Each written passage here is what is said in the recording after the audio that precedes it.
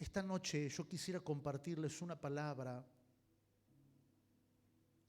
Si usted me acompaña al libro de Gálatas capítulo 6, quiero hablarles un poco acerca de esta palabra a la que hemos llamado Dios se da cuenta. Dios se da cuenta. Un Dios pasivo o un Dios vivo y activo. Quiero compartirles esta palabra que ha estado latiendo fuerte en mi corazón para poder, en alguna oportunidad que el Señor me permita, hablarla. Y ruego al Señor que ponga palabra en mi boca para poder expresar todo lo que el Señor nos ha mostrado y lo que necesitamos oír y un poco más. Gálatas capítulo 6, verso número 1, dice: hermanos, si alguno fuere sorprendido en alguna falta, vosotros que sois espirituales, mira al que tiene cerca y dígale, está hablando de vos. Dice, vosotros que sois espirituales. O sea, la palabra espiritual significa los que son espíritu. No está hablando de un acto que nosotros mistificamos. Vosotros que sois espirituales. O sea, además de un cuerpo, además de un alma, su realidad es que usted es un ser espiritual. Usted es espíritu. Así que si usted es espíritu, vosotros que sois espirituales, restaurarle con espíritu de mansedumbre. La carne siempre quiere acusar, el alma siempre se quiere vengar, el espíritu es manso. ¿Se entendió? La carne siempre quiere acusar, el alma se quiere vengar. Ahora vení con el caballo cansado, ¿no? ¿Y cuántos dichos que tenemos? El espíritu es manso. Mira, hermano, esto hiciste, no está correcto. De esta manera no, el espíritu es manso. Por eso dice restaurarle desde el espíritu, no desde la carne ni desde el alma. Y luego dice, considerándote a ti mismo, no sea que tú también seas tentado. Verso 2, sobrellevad los unos las cargas de los otros y cumplid así la ley de Cristo. Porque el que se cree ser algo, no siendo nada, de hecho que no somos nada, a sí mismo se engaña. Así que cada uno someta a prueba su propia obra y entonces tendrá motivo de qué gloriarse solo respecto de sí mismo y no en otro. O sea, ¿cuál es mi obra propia? Haber ido a la cruz, y de eso tengo que gloriarme. Logré matar a Marcelo, ¿sí?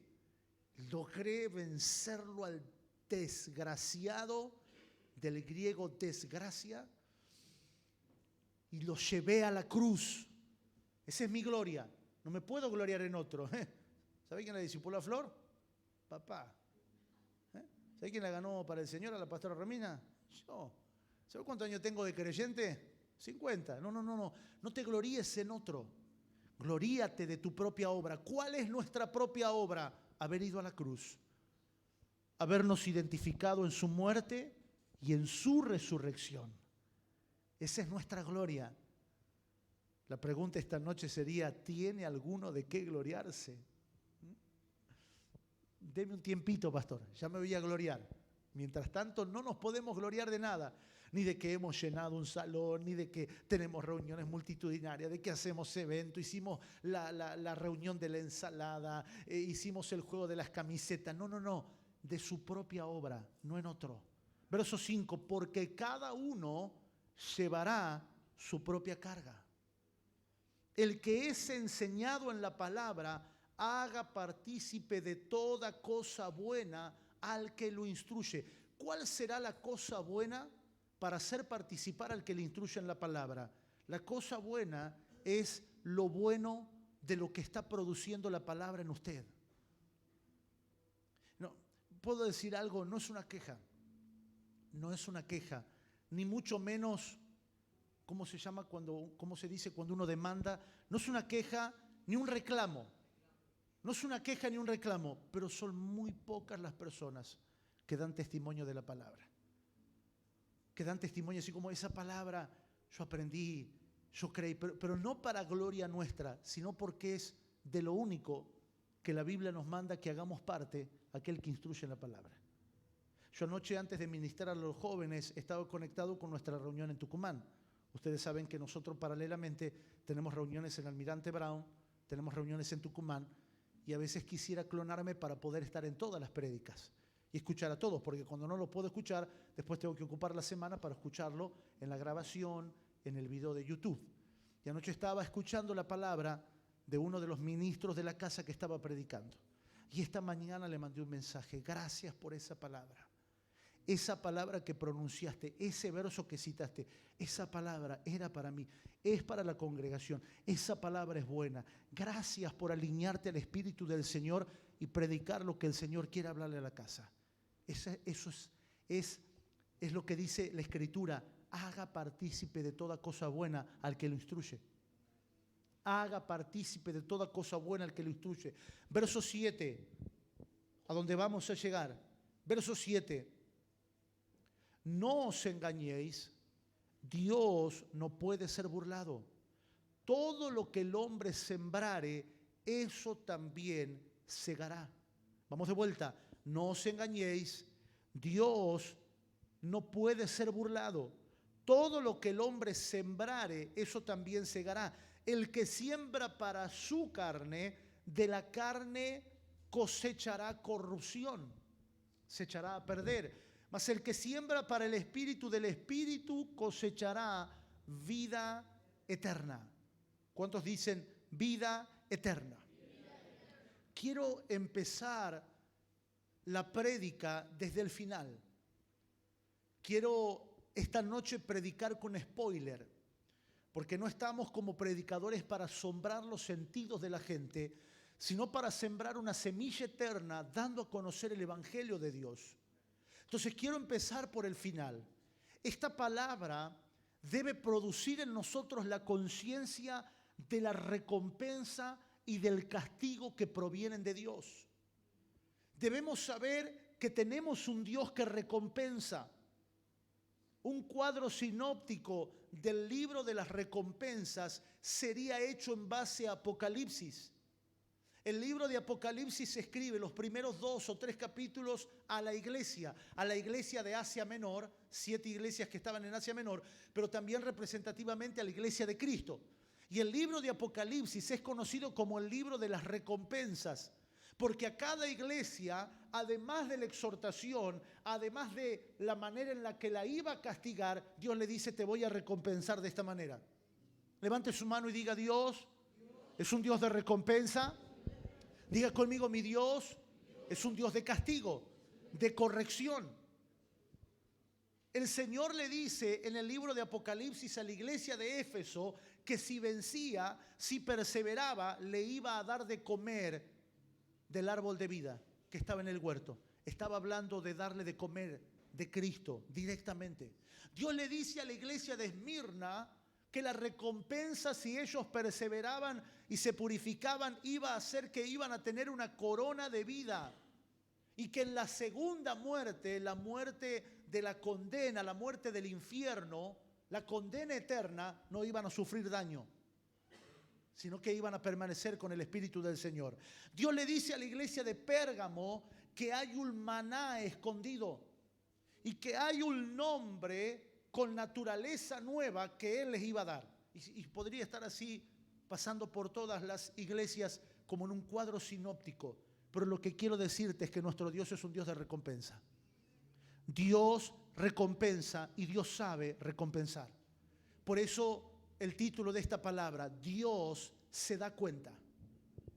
A veces estudiamos tanto las Escrituras o no, a veces oímos las prédicas o no, que pensamos que tenemos un Dios pasivo. Tenemos un concepto de un Dios que no se entromete. Tenemos un concepto de un Dios que la única participación que tiene, el único activismo que tiene, son los domingos en horario de reunión, los sábados o los miércoles. Después que Dios es un Dios pasivo en nuestra vida.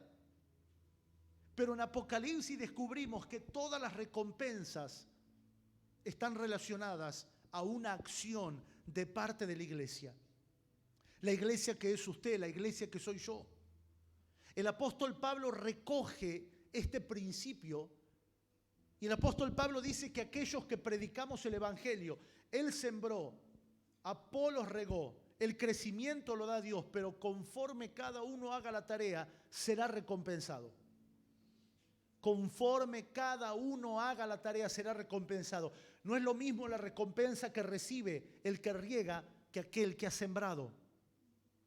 No es lo mismo la recompensa que aquel que está plantando que aquel que está cuidando. No es lo mismo.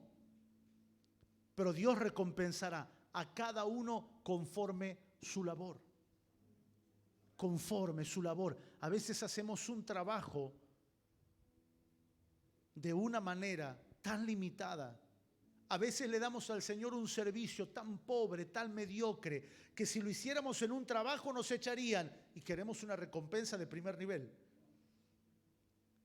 Queremos un estatus, queremos un upgrade. ¿Se entiende la palabra upgrade? Un crecimiento de primer nivel. Y hasta nos enojamos y como, ¿cómo el Señor no me tiene en cuenta? Y damos un servicio tan mediocre al Señor. Un servicio tan falto de calidad que tratamos mejor a un maxi kiosco que al Dios. Es importante considerar de qué manera hago lo que hago. ¿Hasta qué punto me comprometo? No, yo me voy a comprometer hasta acá porque usted sabe, yo tengo mi negocio, tengo mi vida, me voy a comprometer hasta acá. Pero son los primeros que están pidiendo oración. Son los primeros que están pidiendo por la familia, por los hijos, por las hijas. Son los primeros que están, pastor, ¿puedo orar por mí? Pastor, ¿me puedo aconsejar? Y los pastores estamos para servirles. Pero usted tiene que saber que cada uno recibirá recompensa conforme su labor. Que el Señor nos libre de la concupiscencia, pero que nos active en un espíritu de gracia, sabiendo que no es la concupiscencia la que quiere la recompensa, es el espíritu de gracia que anhela ver crecer más a Cristo en sus riquezas eternas en nosotros. Pablo dice en 1 Corintios capítulo 3, verso número 8, voy a citar los pasajes porque aunque no los lea, porque quiero ir por donde el Señor me quiera llevar, Multimedia me los deje atrás. Traten de no ponerme la placa de su reino que está más vista que los Vengadores. Traten de dejarme el versículo bíblico atrás para que la palabra pueda estar ahí sembrada. 1 Corintios capítulo 3, verso 8 dice, el que planta y el que riega son una misma cosa, pero cada uno recibe la recompensa conforme su labor. Conforme la labor, la calidad del labor que doy, el labor que yo hago. ¿Hasta qué punto estoy comprometido con la obra, con lo que el Señor está haciendo? No me puede levantar más temprano un trabajo que el tiempo de oración. No me puede poder más la obligación que la vocación. La vocación de amar, de servir al Señor. Nosotros somos colaboradores de Él. Colaboramos con el Señor. La pregunta que debería estar todo el tiempo en nosotros es, Señor, ¿cómo te colaboro en esto? Porque durante un tiempo la iglesia sufrió el complejo de salvadores. Pensábamos que nosotros salvábamos a las personas. Entonces poníamos gente afuera, que nadie se pierda, y buscábamos, y hasta hoy en día encontramos en plazas y en lugares personas que predican en el extremismo. Te vas a ir al infierno. Sí, es verdad que una persona sin Cristo se va al infierno, pero en el extremismo, vení, metete acá, y a veces empujábamos gente, metíamos gente adentro del templo como sufriendo el complejo de salvadores. Pero aquí dice una palabra clave, 1 Corintios capítulo 3, verso número 9, somos colaboradores. Colaboramos con su obra. Y esa es nuestra tarea. No interesa que esté desarrollando un trabajo aquí y allá. Señor, estoy colaborando con tu obra. ¿Qué es lo que necesitas que yo haga en este momento? De esta manera, ¿qué necesitas que yo haga? Por eso el verso 14 del mismo pasaje de 1 Corintios 3 dice, si la obra de alguno permaneciere, aquello que sobreedificó, recibirá recompensa. Levante su mano, por favor, porque quiero atornillárselo en el alma. Levante su mano y diga, mi Dios es un Dios que recompensa. Porque si Dios no recompensara, si para Dios fuera lo mismo lo que hacemos o lo que no hacemos, entonces en vano nuestro corazón se apagaría, nuestra alma se secaría, comenzaría a nacer la insatisfacción. En un momento en que el apóstol Pablo lo criticaban, él dijo, ¿es gran cosa si yo siembro en ustedes lo espiritual y recojo lo material? ¿Es gran cosa acaso? Hay un sistema de recompensa que tenemos, que Dios nos instituyó en eso. Él mismo nos introdujo. Hay un sistema de recompensa. Haz y yo obro en ti y para ti también. Dios es un Dios de recompensa. Pero ¿qué determina la calidad de la recompensa? La manera en la que yo hago la labor y la determinación de mi Rey. Debemos desmistificar la recompensa de nuestra vida. No, yo lo hago para el Señor, no espero nada. Usted tiene que esperar. Y vuelvo a repetir esta palabra que la voy a decir, pero no la digo porque está en el bosquejo, la digo para poder disipar toda tiniebla de concupiscencia. Porque el Señor sabe que me he reservado muchos años de no hablar de esto, cuando durante muchos años yo hablaba mucho de las recompensas bíblicas, pero desde la concupiscencia de la carne, alimentando inconscientemente en las personas la recompensa monetaria. Pero que el Señor nos libre y que su gracia anule toda concupiscencia corrupta. Pero debemos desmistificar, no, yo lo hago para el Señor, yo no espero nada. Mal, usted tiene que esperar. Usted tiene que esperar. Porque lo que hacemos para el Señor es valioso. Y lo que hacemos para el Señor no lo hacemos menos que si tuviéramos que hacerlo para el mundo o para un trabajo. No lo hacemos menos. Lo hacemos con calidad, lo hacemos con excelencia, lo hacemos con pasión. Como le digo a mis hijos, que a veces mis dos hijos, no voy a decir la palabra se molesta porque ellos no se molestan ni se enojan, pero a veces son niños y es tarde. A veces nuestras ausencias, el estar aquí, allá, papá, ¿cómo? No sería diferente si papá fuera doctor. No sería diferente si papá fuera empresario. Sería exactamente lo mismo. La diferencia sería en que no sé si tendrías un padre como el que tenés hoy. Quizás tendrías un padre materialista, un padre corrupto, infiel a su esposa. ¿Por qué? Porque no hay una medida que es para el Señor, hermano. Y se paraba la hermana a cantar que era un infarto al tímpano. Hermano, voy a cantar una canción, pero no escuche mi voz. Es imposible no escucharte. No me escuche a mí, escúchelo al Señor. Entonces cállese y deje que cante el Señor. Pero teníamos ese concepto, bueno, voy a predicar, no sé ni lo que voy a decir, pero que el Señor llene mi boca. De agua. ¿De qué va a llenar? Nos preparamos, nos capacitamos, oímos, tratamos de llevar en los medios que tenemos al mayor nivel. Por eso es que Colosenses dice, Colosenses capítulo 3, verso 23, todo lo que hagan, háganlo de corazón. Claro, si el corazón no tiene a Cristo, el corazón lo hará mal. Pero si Cristo está en mi corazón, si mi corazón es un corazón regenerado, si mi corazón está lleno de eternidad, ¿cómo haré las cosas de corazón? Un corazón sin Cristo seguramente hará las cosas de manera mediocre, pero un corazón con Cristo siempre pensará más allá de lo que puede llegar a ser.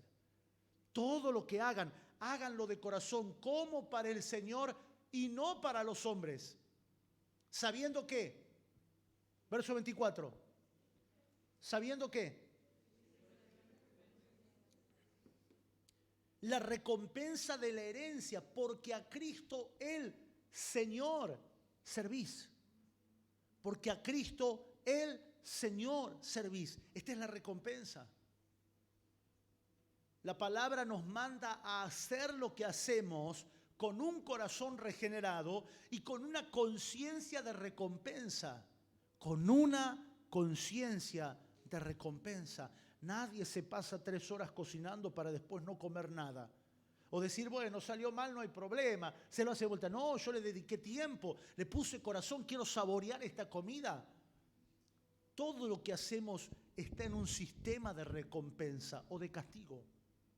Porque Dios lo estableció así. Jesús le dijo a los discípulos, en la casa de mi Padre hay muchas habitaciones, hay muchos lugares para morar. Voy a prepararle alguno de ellos. Dígame si eso no es estimular la recompensa. Dígame si eso no es estimularlo. No se cansen. van a morar conmigo, se van a sentar conmigo, porque es una mentalidad que tenemos que desarrollar.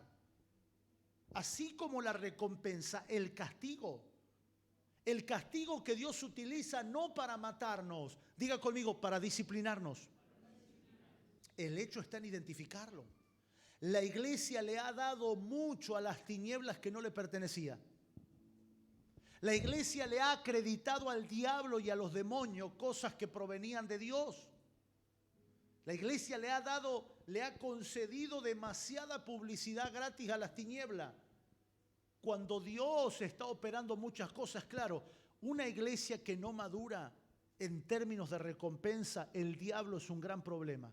Porque creemos que el diablo tiene la economía, creemos que el diablo tiene los lugares, tomado los lugares del mundo, creemos que el diablo está aquí, que el diablo está allá. Para una iglesia inmadura el diablo es un gran problema, pero cuando la iglesia madura se da cuenta que aún el diablo se vuelve una herramienta que lo único que hace es aparejarnos para dejarnos justo en el centro de la voluntad del Señor. Jesús le dijo a Pedro, Pedro, Satanás te ha pedido para zarandearte y yo no te voy a negar porque sé de qué estás hecho. Cuando vuelvas de esa zaranda, confirma a tus hermanos. ¿Cómo puede ser? Una vez una persona que no leía las Escrituras me dijo, ¿qué acaso Dios y el diablo tienen una asociación? Usted va a leer en el Antiguo Testamento términos como esto. Y Dios puso espíritu de mentira en los profetas. Pero ¿cómo? ¿Acaso Dios no es un Dios de verdad? ¿De qué manera? Erramos, desconociendo las Escrituras. La falta de compromiso con la palabra, de conocer la palabra. Usted va a leer en las Escrituras términos como que Dios salió a matar a Moisés. El mismo Dios que lo había ungido como libertador y lo envió a Faraón, le salió al encuentro para matarlo. Claro, todas estas palabras confunden nuestra mente y empezamos a desconocer a Dios. ¿Pero por qué? Porque no conocemos las Escrituras que dan testimonio de la vida. Una iglesia que ha mistificado tanto el castigo le concede todo a Satanás. Claro, me está pasando esto porque el diablo sabe que no me puede parar. No, me está pasando esto porque el diablo, porque el brujo que vive enfrente. Y le concedemos a las tinieblas cosas que deberíamos juzgar, dirimir y purificar si no es que vienen de parte del Señor. Señor, ¿cuál es la enseñanza de lo que me está pasando en esto? ¿Qué estoy aprendiendo? Muchas cosas no le pertenecen ni al diablo ni a Dios. Le pertenecen a la peor persona que usted conoce, usted. Y eso también es bíblico. El apóstol Pablo nunca le dijo a Timoteo, cuídate del diablo, cuídate de la magia negra, guarda con la magia vudú, cuidado con el curso 101 de la hechicería. No le dijo, cuídate de ti mismo y de la doctrina que sale de ti. ¿Por qué? Porque la peor persona que conocemos soy yo mismo. Entonces muchas cosas no le pertenecen ni al diablo ni a Dios, le pertenecen a mi mala administración. A mi mala administración. Ahora, ¿qué es lo que me pierdo cuando le entrego esto al diablo? No, dice, falta la plata porque el diablo, hermano, tiene un demonio así chiquitito que se llama inflación, me dijo uno. Y trabaja, y trabaja, y trabaja ese demonio. Pero cuando nosotros empezamos a ver, nunca hicimos un cuaderno de entrada y de salida, nunca controlamos los gastos. Pero cuando empezamos a manejarnos administrativamente, decimos, no, acá el peligro soy yo. El peligro soy yo. Y qué bueno que es cuando la gente reconoce, cuando la gente dice, ¿sabe qué? Yo soy un peligro con la plata. Qué bueno. Qué bueno, porque vas a tener que empezar una vida administrativa. Por muchas razones nosotros hemos hecho la escuela de finanzas. Hemos hecho clases de administración para aprender a administrar mi tiempo. La persona que dice no tengo tiempo es la persona que peor administra su tiempo. Mírelo cuando se enferme y va a ver que tiene todo el tiempo del mundo para dedicarle a su enfermedad. Pero cuando tuvo que dedicársela a Dios, no se lo dedicó. Tenemos en abundancia, nos falta administración. Ahora mire lo que dice Romanos capítulo 13, verso número 3. No aproveche para irse cuando cito la Biblia. Porque algunos se levanta y dice, ahora que agachó la cabeza, vamos. Y ya aprendieron cómo abrir despacito la puerta para que no haga ruido. ¡Tin! Romanos capítulo 13, verso 3 dice, porque los magistrados no están para infundir temor al que hace bien, sino al malo. ¿Quieres pues no temer a la autoridad? Usted tiene que saber que Romanos 13 viene hablando de la autoridad, que es Dios. ¿Quieres no temer la autoridad? Haz lo bueno y tendrás alabanza de ella. Porque es servidor de Dios para tu bien, pero si haces lo malo, teme, porque no en vano lleva la espada, pues es servidor de Dios, vengador para castigar al que hace lo malo. Y podríamos ocupar mucho tiempo de la noche en hablar de desórdenes de la vida, desórdenes administrativos. Y nosotros tenemos la inclinación por un evangelio que se nos mal implantó de entregarle esto al diablo. Este es el término que tenemos, el diablo inmundo. Este es el diablo inmundo.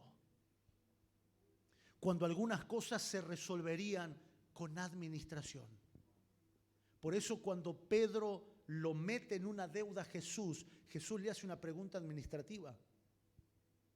Porque Pedro está yendo al templo y los que lo pararon ahí en el templo le dijeron, ¿tu maestro paga las 2 dracmas? Y Pedro, que no quería ser ni más ni menos, dijo, sí, por supuesto que paga. Y cuando vuelve, se da cuenta que le generó una deuda a Jesús.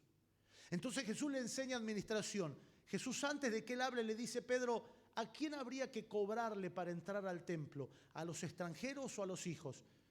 Pedro dice, en realidad se le cobra a los extranjeros. Dice, entonces los hijos están exentos, ¿no? Sí. Bueno, pero para no ofenderle y para que la próxima vez negocies mejor,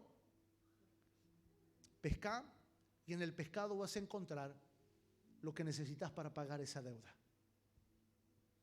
Antes de gastar, antes de comprometerme, antes de meterme a donde me voy a meter, tengo que pensar, tengo que reflexionar. Hoy entendemos que la vida de fe no es una vida de atrevimiento. Claro que la fe nos empodera, claro que la fe nos impulsa, pero la vida de fe no es una vida de que me meto, después veo cómo salgo. Le doy para adelante, pues el Señor me va a sacar. Para eso tenemos ahí, a flor de piel. El Señor sabrá cómo sacarme, porque Dios me ayudará. No. La vida de fe también es vida de entendimiento. Voy a ver qué me dice el Señor. Debemos comenzar a recuperar los tiempos donde oramos. Señor, muéstrame. Señor, tráeme paz. Pero claro, el tiempo que me lleva a oír al Señor está denotando mi grado de comunión. El Señor todavía no me habló. 1 año orando por las cosas, 1 mes, 3 semanas. Hasta que no muerde el polvo, no lo escucha el Señor. Aprendemos más por el tropiezo que por la instrucción. Debemos aprender por la instrucción. Llamarnos a ese tiempo de calidad y oír al Señor. Oír al Señor. Señor, ¿qué me quieres decir en esta situación? Pero claro, cuando la iglesia demoniza por defecto, se pierde el criterio. Demonizamos por defecto, se pierde el criterio. Diga conmigo, cuando la iglesia demoniza, se pierde el criterio. Porque perdemos el criterio. ¿Por quién fue? El diablo, ¿no?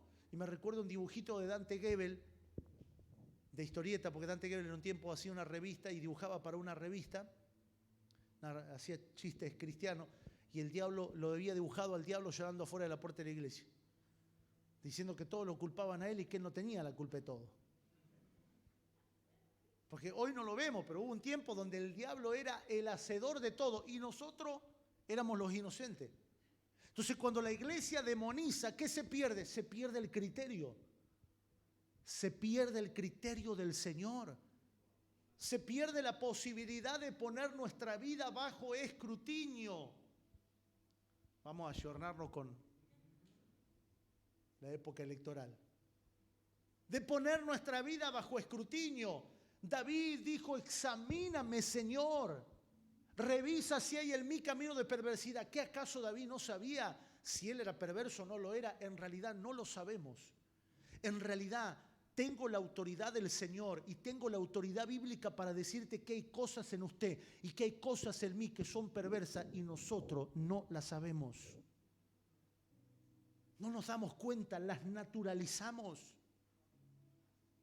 Las naturalizamos porque cuando la gracia no obra, cuando la vida de Dios no obra, naturalizamos las cosas y bueno, es que en Paraguay hacemos las cosas así. Es que en Argentina hacemos las cosas así. Es que en Venezuela hacemos las cosas así. Es que en Tucumán el tucumano es así, ¿vio?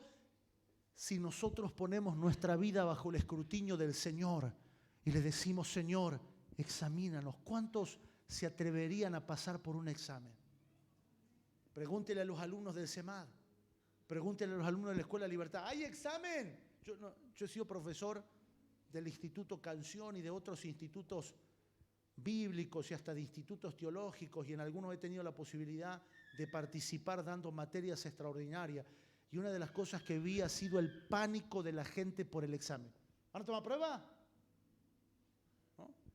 ¿Tiene examen esto? ¿Y cómo es difícil? ¿Hay que escribir, explicar o es múltiple choice? Le escapamos al examen, pero delante del Señor,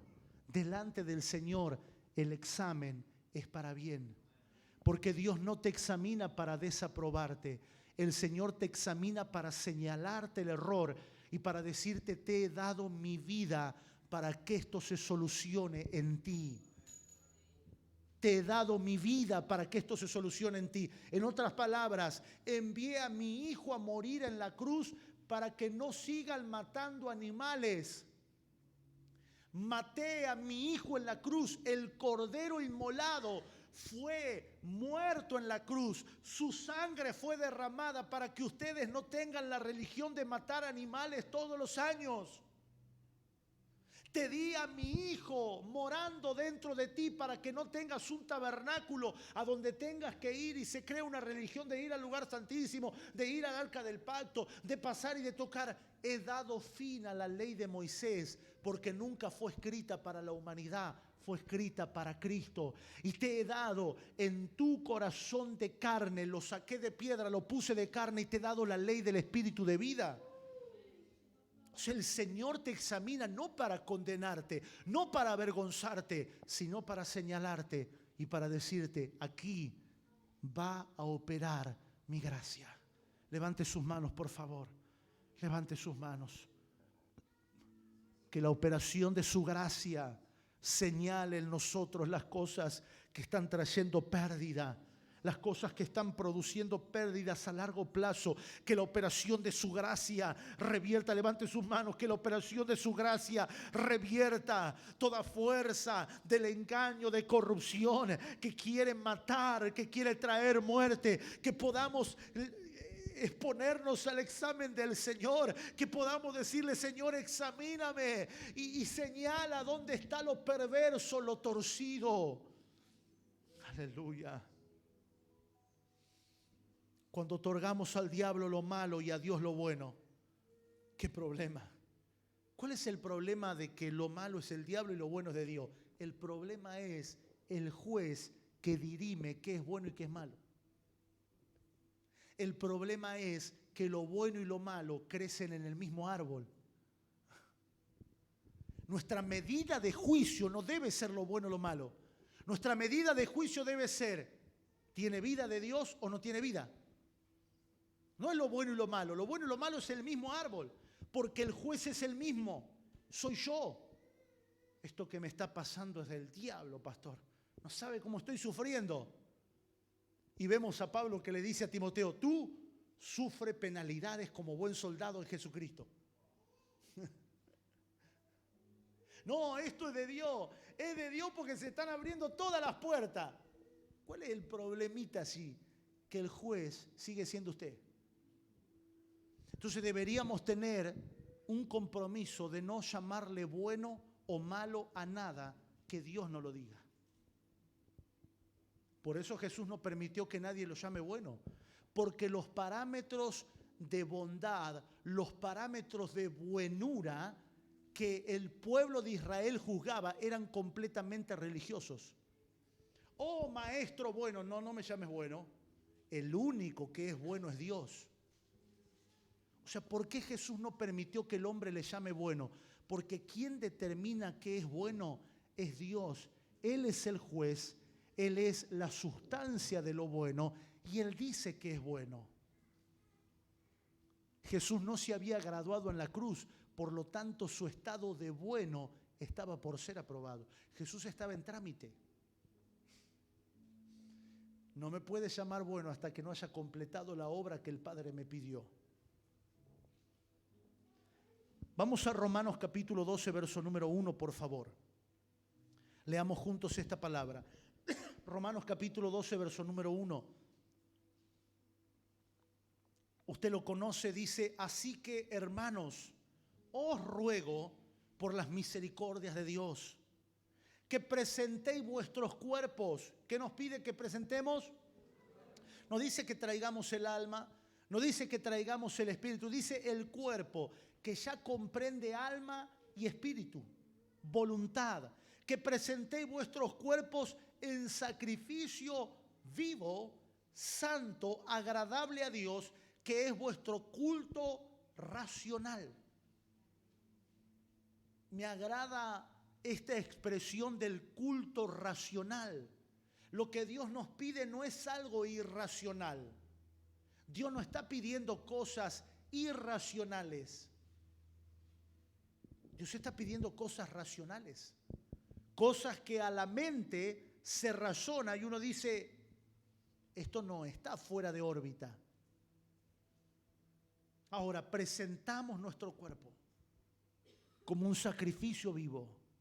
¿Cuál es el grado de honra que le doy yo? Es el grado de sacrificio con el que yo me presento. Cuando Dios solamente forma parte de mi vida, entonces no es un sacrificio vivo, pero cuando Dios es mi vida, es un sacrificio vivo. El alma siempre te dirá que te estás perdiendo de algo, pero el Espíritu te dará testimonio que en Él está absolutamente todo. No se necesita de nada. Está absolutamente todo. Y Dios está abriendo los ojos de una generación que lo va a ver, que no necesitará probar al mundo para saber qué es bueno y qué es malo. Habrá gustado Dios y lo de Dios fue suficiente. Lo de Dios fue suficiente, claro, pero la iglesia, cuando la iglesia vive con un pensamiento mal formado de lo que es reino, de lo que es dominio, de lo que es gobierno, por eso hay una urgencia de definir si los últimos tiempos o los tiempos finales lo dirán las guerras, el hambre, las catástrofes o lo dirá la cruz. Porque cuando usted interpreta fin de los tiempos o los últimos tiempos por una guerra, por un hambre o por una catástrofe, sigue siendo un raciocinio humano.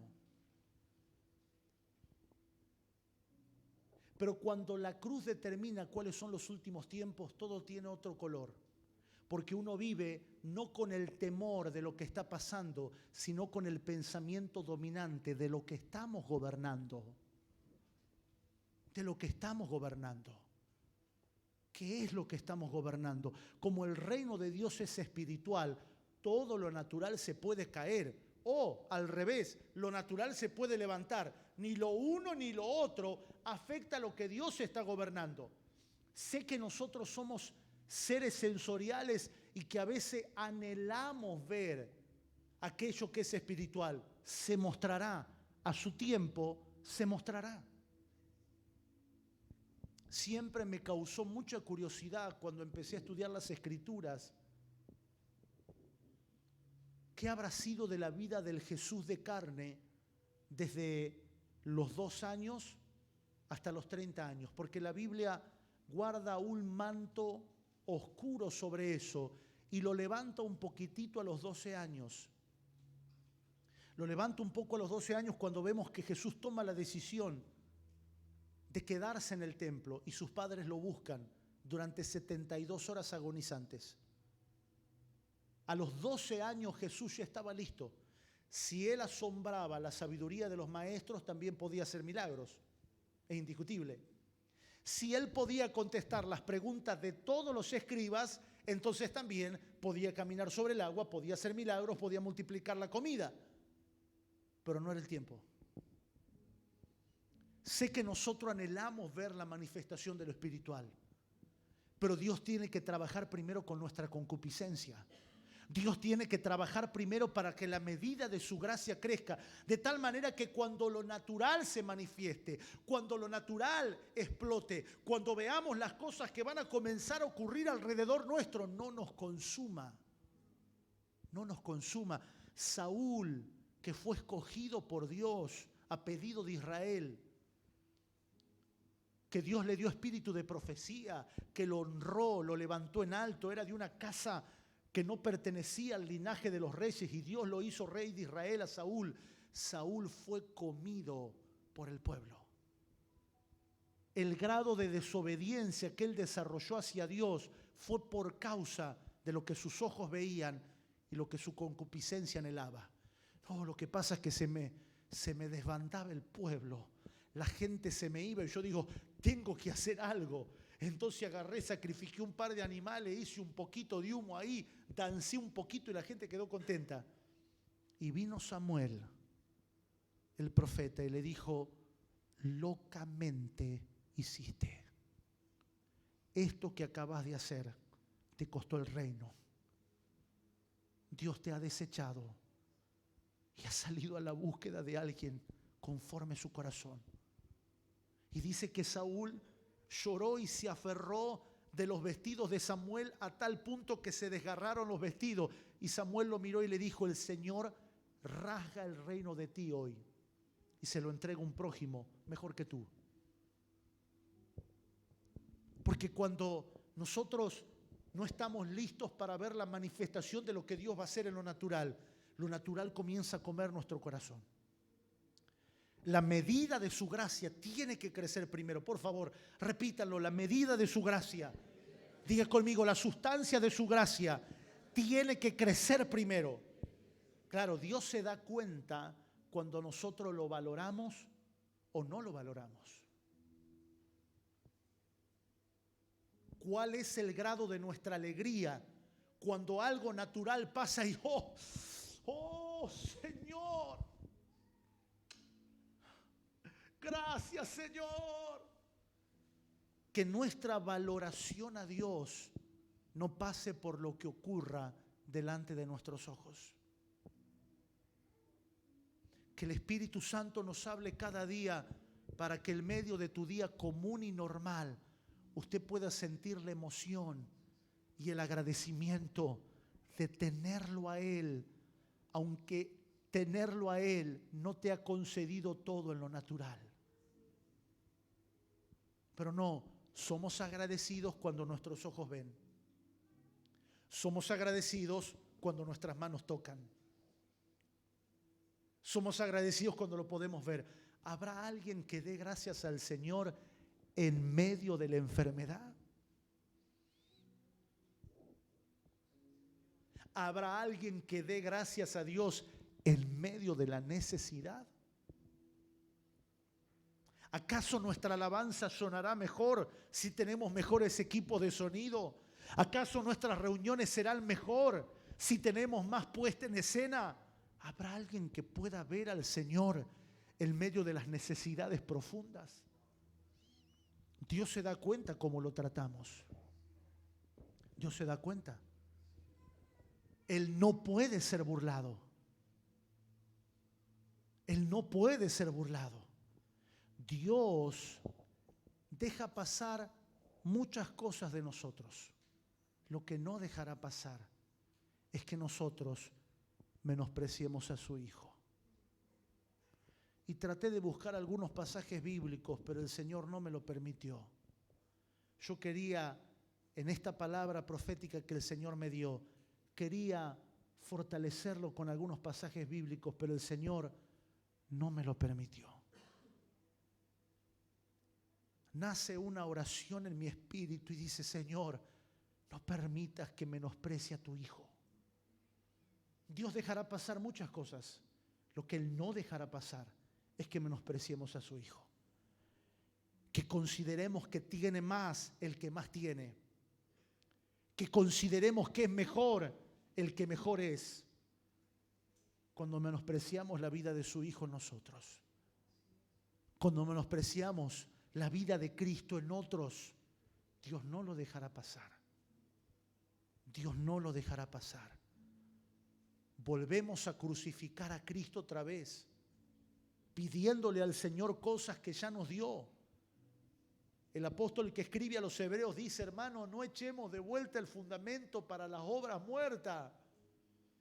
¿Cuántas veces vamos a tener que volver para atrás? No echemos de vuelta el fundamento para las obras muertas. Hay cosas que en esta generación y en nuestra vida tienen que quedar en claro de una vez y para siempre. Esto no le agrada al Señor. Y punto. No, de nuevo echar el fundamento. De nuevo. Y el apóstol que escribe a los hebreos dice: ustedes ya no son niños. Tienen que estar masticando y están de vuelta pidiendo leche. Cuando nosotros usamos a Dios, pero no permitimos que Él nos use, entonces lo usamos. Hay problemas, le clamamos. Hay necesidad, le pedimos que nos provea. Estamos mal, le rogamos que nos consuele. Pero cuando Él dice que nos quiere usar, no. Con mi vida no.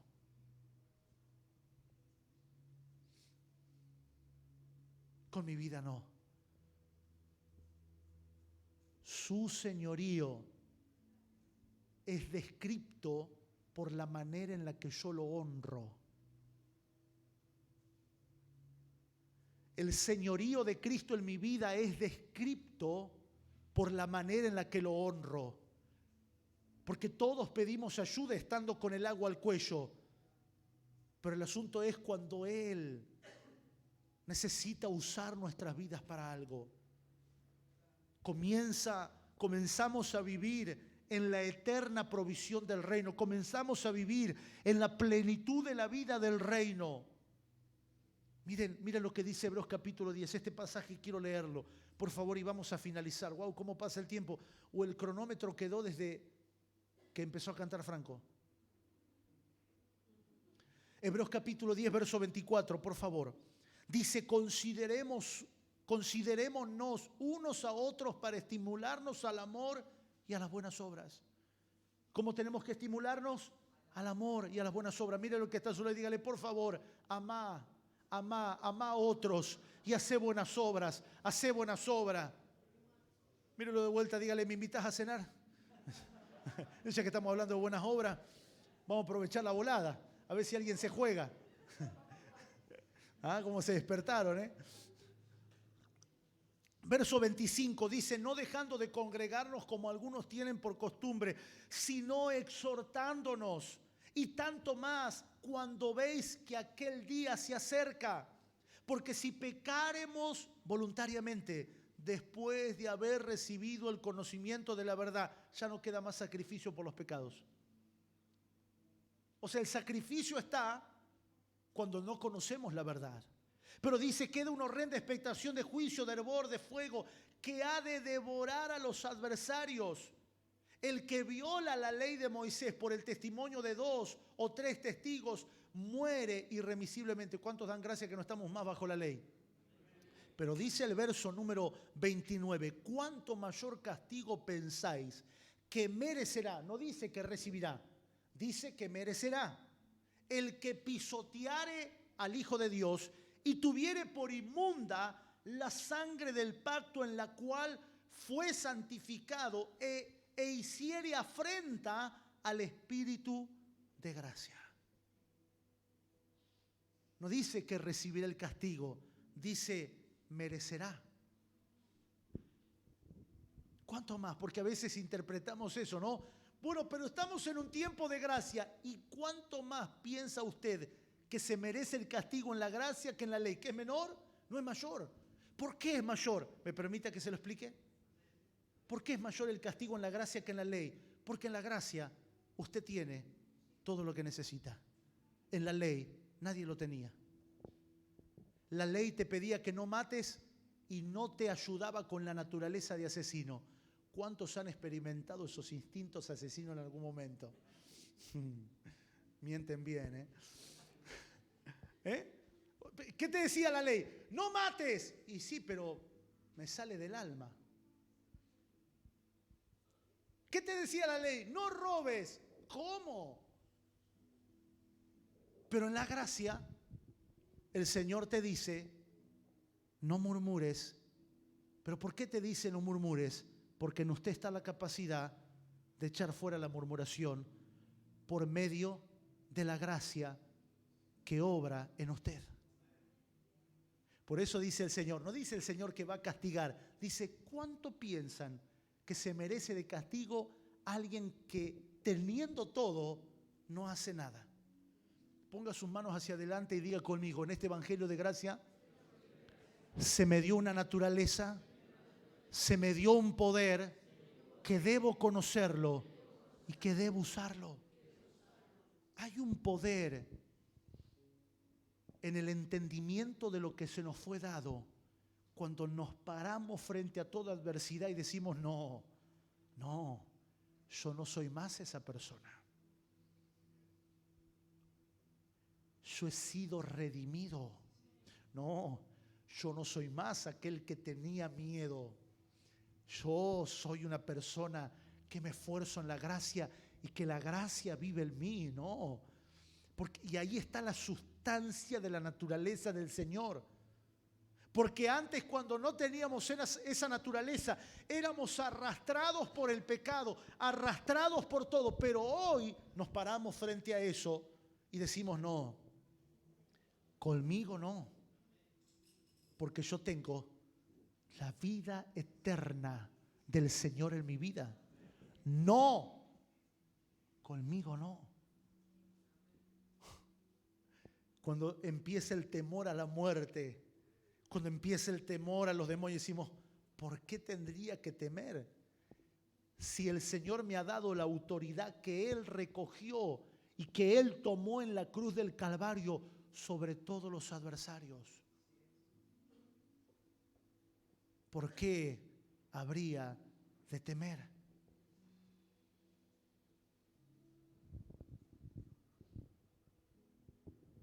Hoy tenemos la autoridad para usarlo. Antes no lo teníamos. Antes crucificábamos a Cristo en cada situación. Señor, que tu sangre me cubra. Señor, por favor, ven a mi rescate. Lo veíamos lejano. Hoy está en nosotros. Pero no hay peor pérdida que tener y no reconocer. Por eso en esta noche vamos a hacer una oración de reconocimiento. Yo quisiera decirle que en cada oportunidad que me enfrenté a situaciones difíciles, dije esto como se lo estoy diciendo a usted. La verdad es que no siempre fue así. La verdad es que cada día que el Señor me alumbra y me revela, me esfuerzo por caminar en esta revelación. La verdad que me ha tomado 1 minuto, 5 minutos, un llamado a mi esposa para reconocer la gracia que hay en mí. He temido como todos.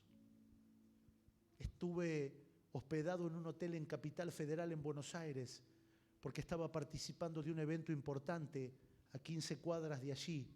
Un hotel que tenía 1 estrella y media. Los hoteles donde vamos, porque son muy costosos, hospedarnos en lugares. Había regresado tarde del evento. Al otro día tenía que tomar un avión temprano, me iba de la provincia. Y cerca de la 1 de la mañana me golpean la puerta. 2 hombres, por lo que puedo escuchar. Entonces yo contesto, ¿quién es? Los hombres me responden del otro lado, me dan un apellido que yo no conozco y me empiezan a insistir para abrir la puerta. Y yo entro en temor. ¿Qué hago? Levanto el teléfono para llamar a recepción, el teléfono no andaba. Abro la ventana y miro, estaba 8 pisos arriba. ¿qué hago? Pateaban la puerta, dale, abrí. Se calmó. Llamé a mi esposa. Amor, me está pasando esto. 1 de la mañana. No podía salir de la puerta porque el pasillo era chico, no había más habitaciones. En fin, imagínese el escenario. Me pongo a orar. A la media hora vuelven de vuelta a tocar la puerta. Quisiera decirle que cada vez que me he enfrentado con fieras, lo he hecho con la fe que le estoy predicando, pero no siempre fue así. Pero sí voy a decirle algo con toda honestidad y verdad, que cada vez que el Señor me alumbra algo, me esfuerzo hasta el último aliento de mi vida para ponerlo en práctica. Para ponerlo en práctica. Esa noche dormí con medio ojo, orando al Señor, entregándome a Él. Al otro día bajé a la madrugada para tomar mi avión y le dije al de la recepción, me pasó esto anoche. El de la recepción actuó muy natural. Claro, porque acá no entra nadie. ¿No? Cómo nuestra vida es puesta a prueba a cada momento. Luego, yendo en el taxi al aeropuerto, me predicaba a mí mismo y digo, ¿por qué tengo temor? Si todo lo que estoy haciendo es sirviéndole al Señor, y si tendría que morir, ¿por qué tengo temor? Si me moriría, me iría con Él. Y si algo me pasara, ¿por qué tengo temor? Si el Señor cuida de mí. Por eso esta noche quiero decirle que quisiera decirle que siempre actué con fe, pero no es así. Muchas veces no me faltó la fe, no supe usarla. Pero hay algo que debemos hacer cada vez que Dios como iglesia, como su cuerpo, nos abre un poquito la dimensión de lo que es la revelación de su palabra. Debemos determinarnos a caminar allí. Yo quiero caminar allí. No quiero ser espectador, yo quiero caminar allí. Yo quiero caminar en eso. Yo quiero andar en eso. Porque allí comenzamos a comprobar que en la gracia hay una mayor demanda porque se nos ha dado mucho. Se nos ha dado mucho. Ponga la mano en el pecho porque esta noche vamos a hacer una oración de reconocimiento.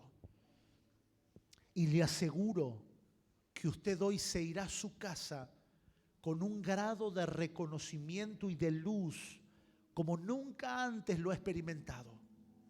Como nunca antes. Como nunca antes.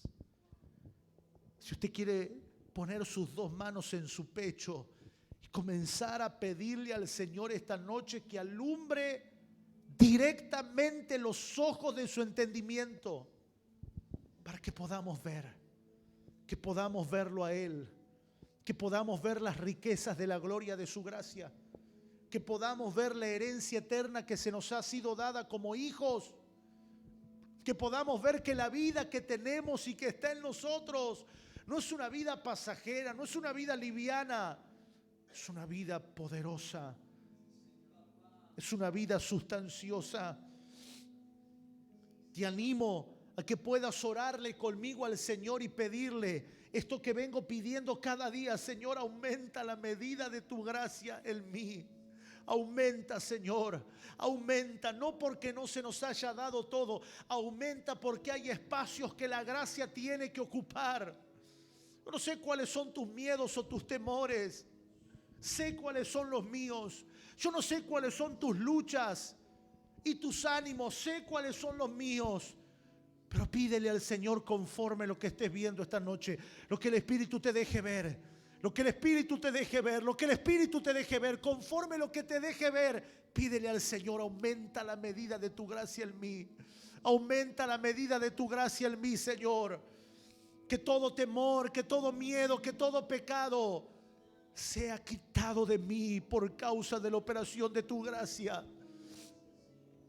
Que hoy pueda salir de acá como un hombre, como una mujer de ojos abiertos, que ve la riqueza plena que le ha sido dada.